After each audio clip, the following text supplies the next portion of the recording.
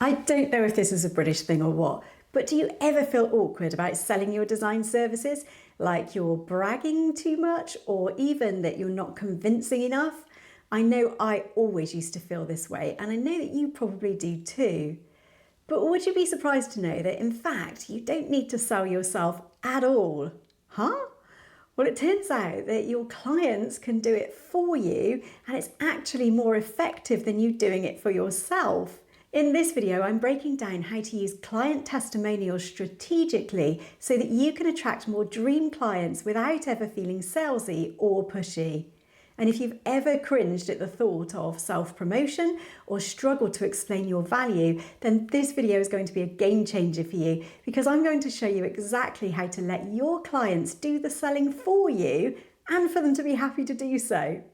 I'm Kate Hatherall, and here at the Interior Designers Hub, we teach people how to set up, grow and run successful interior design businesses. Now, most interior designers I work with are actually brilliant at creating beautiful spaces, but they feel really uncomfortable when it comes to selling their services. I think we all feel a bit like that. It's that awkward moment when you have to explain why you're worth your fee or why someone should choose you over another designer. It feels really uncomfortable, right? It's not in our nature to blow our own whistles, and in fact most of us were told off for bragging when we were growing up, and that sort of conditioning sticks with us, right? But it's important to sell yourself if you want to have a successful business. Now, how would it feel if I told you that in fact your existing clients hold the key to making this process feel natural and authentic? Wouldn't that be good? Most designers believe that testimonials are just kind of nice compliments to put on their website, sort of a small section at the bottom of the page that says, "Jane was great to work with," or "We love our new space, thank you so much." But here's the problem with that approach. Those generic statements of praise aren't actually doing any selling for you. As nice as they are to have, they're not addressing the real concerns that potential clients have, and they're not showcasing the very specific value that you bring. You have to remember that your role is to solve problems for people. And if you're just using testimonials as nice words, then you're actually missing out on the true power of testimonials. And you're probably still feeling that pressure to sell yourself, which can either come across as too pushy or, on the other side, as too apologetic. Now, I've worked with loads of designers who have gathered wonderful testimonials from past clients who raved about them, clients who book them time and time again.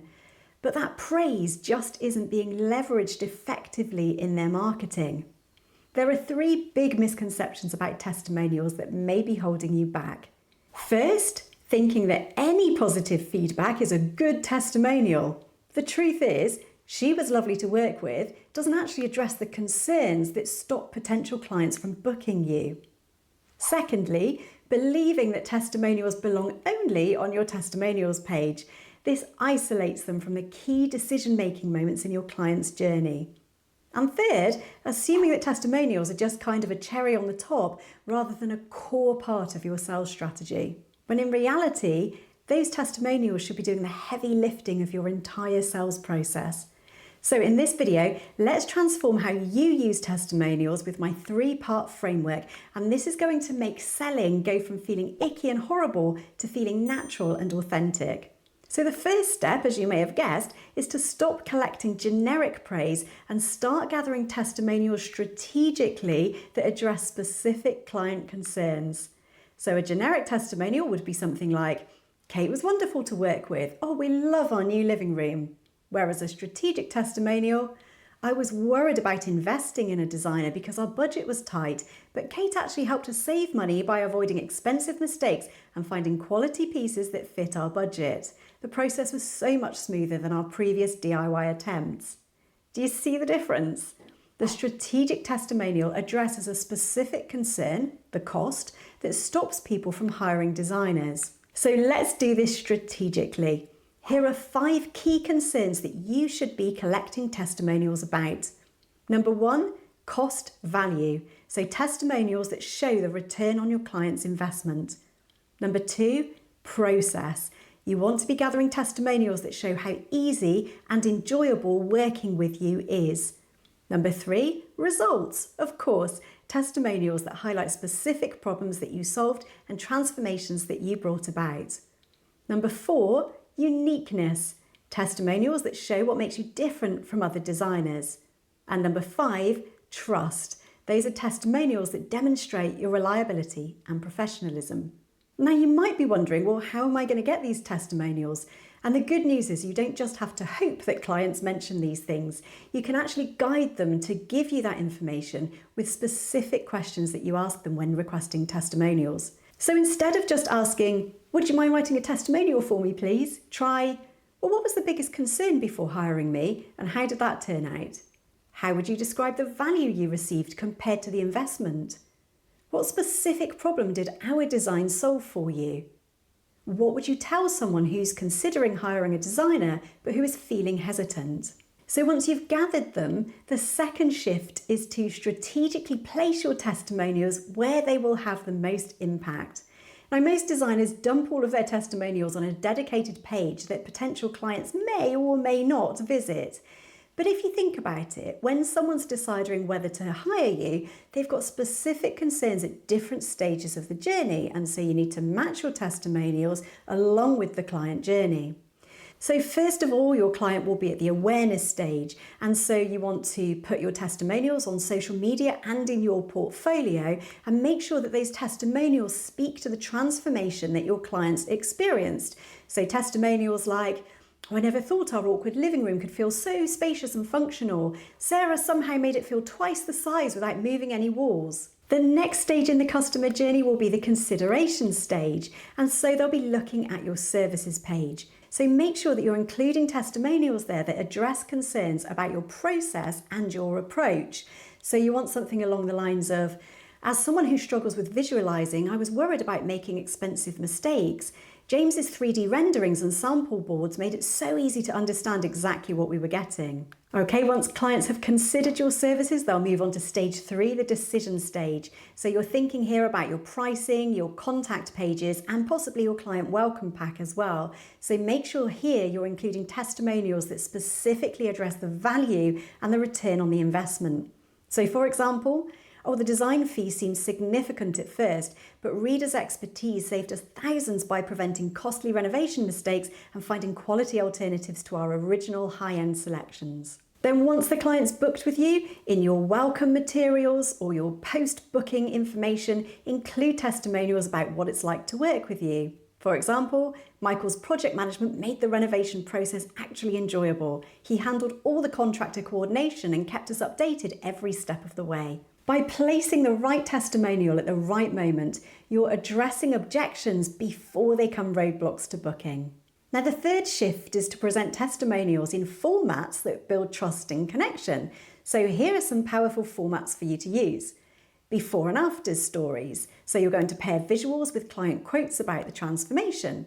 So this isn't just, "Here's what Susan said," but here's what Susan's space looked like before, her challenges during, and how she feels about the transformation. Format 2, problem, solution, result. So structure your testimonials to highlight the specific problem your client was having, your solution to it, and the end result. So for example, "Our kitchen was so dark and cramped," that's the problem. "Charlotte suggested removing the upper cabinets and installing a skylight," the solution. "Now we have a bright open space that's perfect for entertaining," result. Format number 3, video testimonials. Now this may be for the braver of your clients, but there are plenty out there. Even a simple smartphone video adds authenticity to your testimonials. You absolutely do not need professional equipment, just a client speaking genuinely about their experience, even if it's only 30 to 60 seconds. And format 4, specific metrics. So include tangible results where possible. For example, "Oh, thanks to Olivia's design, we now entertain twice as often." Or, "The guest room renovation has already paid for itself through Airbnb bookings." So remember, testimonials aren't just compliments, they are strategic tools that should address specific concerns at key decision points in your potential client's journey.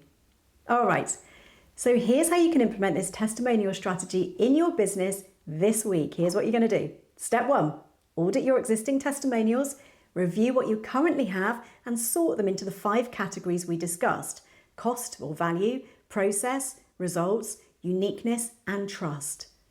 Identify which categories are missing or weak. Step 2, create a testimonial collection system. That can just be a simple email template to send to clients after your projects are completed, and you're going to include the strategic questions we discussed earlier. So for example, "Hi client, I'm so glad you're enjoying your new space. I'd love to hear about your experience working with me. Would you mind answering a few quick questions, please? Number 1, what was your biggest concern before deciding to hire me? Number 2, how was the actual experience compared to your expectations? Number 3, what specific result or aspect of the design are you most happy with? Number 4, what would you tell someone who's considering hiring me but is hesitant? Your feedback will help other people who are considering hiring a designer but aren't sure what to expect. Thank you so much." Do you see how easy that is to guide the client to giving you the information that you really need to market your services? Okay, so step 3, you're going to reorganize your website and your marketing materials. Identify the key decision points in your client's journey and place relevant testimonials at each point of that journey. At a minimum, add specific testimonials to your home page, addressing general concerns, your services page, addressing those process concerns, your pricing page, addressing your value concerns, and your contact page, addressing trust concerns. And step 4, create one video testimonial if you can. So reach out to a particularly happy client and ask if they'd be willing to share their experiences in a short video. You can even offer to come to their home and film it for them, or make it easy by suggesting they simply record a selfie video on their phone. You can even hold a Zoom call or a Teams call with them and hold it as a conversation and then just be filming it as you go along. You can then edit it out afterwards so that it just appears as a testimonial. And then step 5, you're going to repurpose testimonials for social media. So create a series of posts that highlight different aspects of client experiences. For example, you could have a Client Transformation Tuesday series that shows before and after photos paired with client quotes about the impact on their daily lives and their experience of the process. Remember, the goal isn't to collect more testimonials, it's to collect and use the right testimonials in the right places. Even 3 or 4 strategic quality testimonials can be more effective than a dozen generic ones. The key is to make sure that these testimonials specifically address the biggest concerns that your ideal clients have. So, drop a comment below and tell me, what's the best compliment a client has ever given you about your work? That could be the start of your very first powerful testimonial. If you've enjoyed this video, don't forget to subscribe and hit the notification bell so you don't miss our weekly videos on growing your interior design business. Until next time, but remember, your clients are your best salespeople and you just need to let them speak.